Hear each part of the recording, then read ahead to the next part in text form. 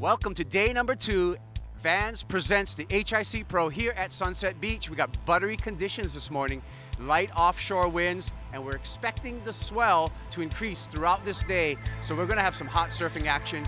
That's a guarantee.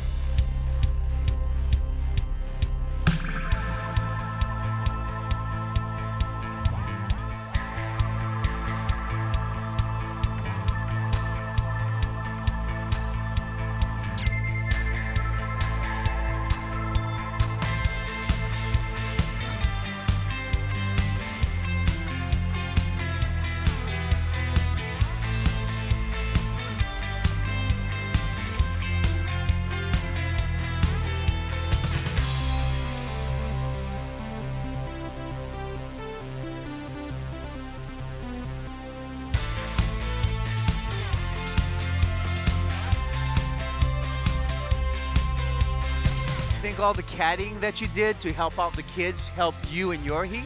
Oh yeah, 100%. When you're out there that long in the channel, like watching heat after heat and where guys are sitting, and it helps out so much, you know. So Sunset's one of those ones that, it can help you or it can kind of make you overthink it, you know. So I went out there and just tried to put myself in the spot.